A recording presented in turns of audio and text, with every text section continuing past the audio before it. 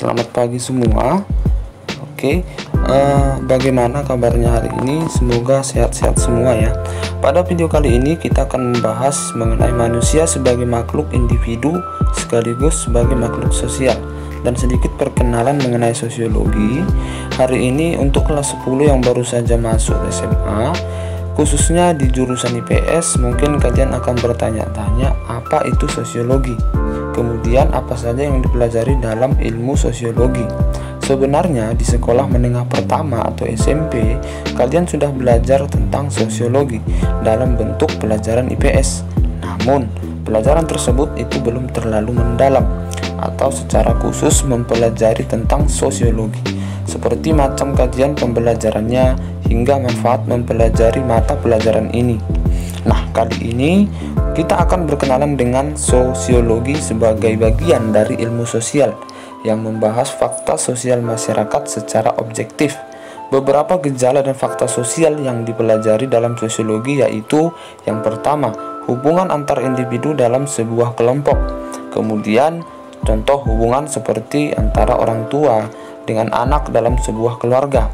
Dalam sebuah keluarga pasti ada yang namanya interaksi di antara anggotanya, seperti seorang ayah sedang mengajari anaknya bercerita dan lain-lain.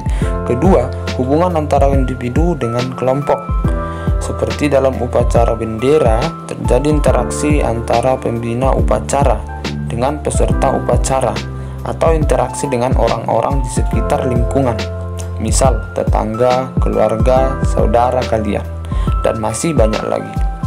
Ketiga, hubungan antar kelompok dalam masyarakat.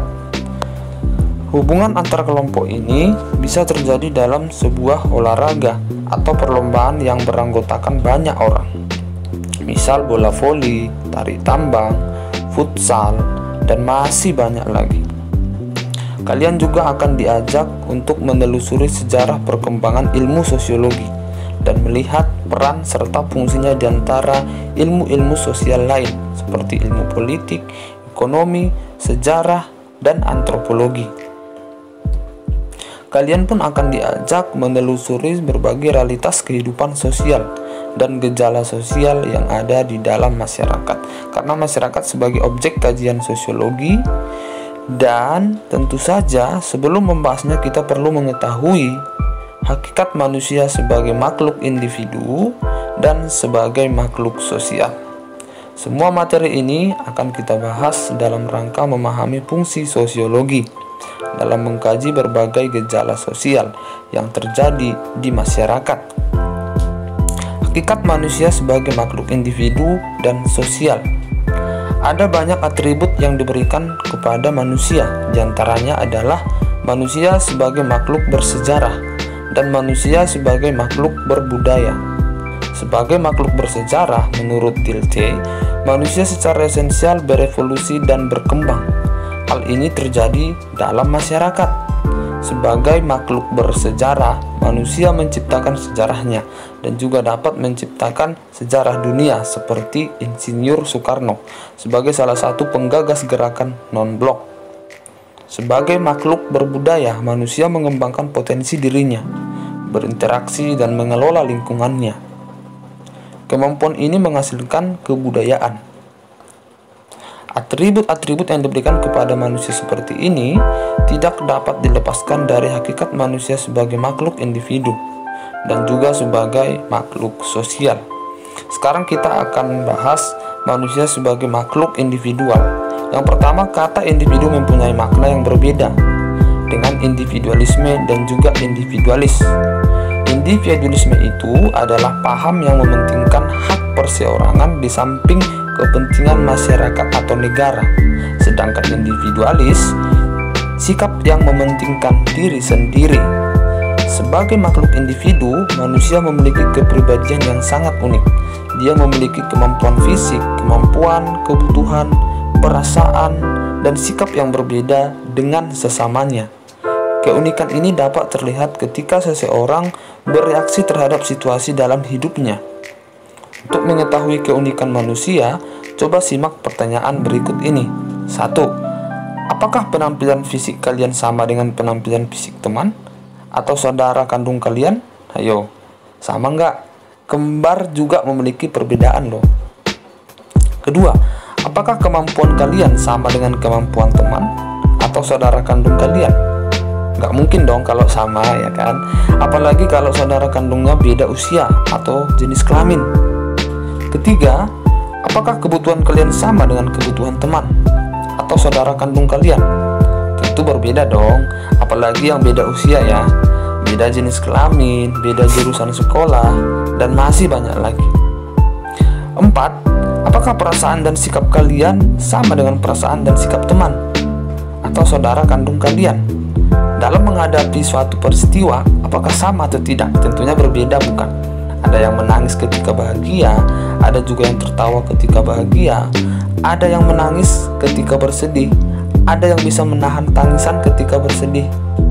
Kata individu dalam konsep manusia mau menunjukkan bahwa manusia adalah makhluk yang otonom.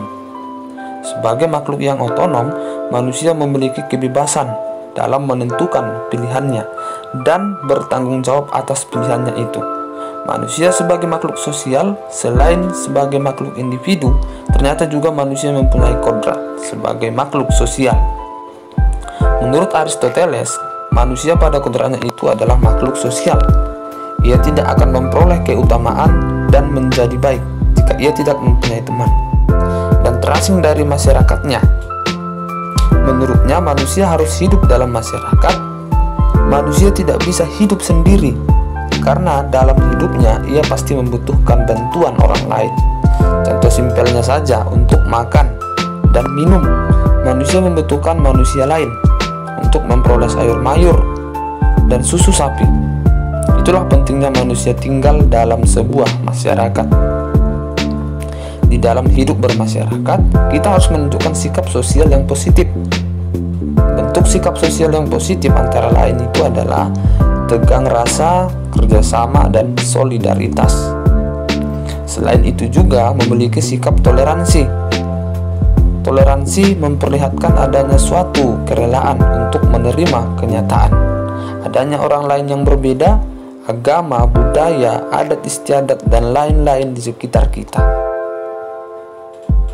Tentu saja sikap ini perlu kita tunjukkan agar kehidupan sosial kita benar-benar dapat kita bangun dengan baik.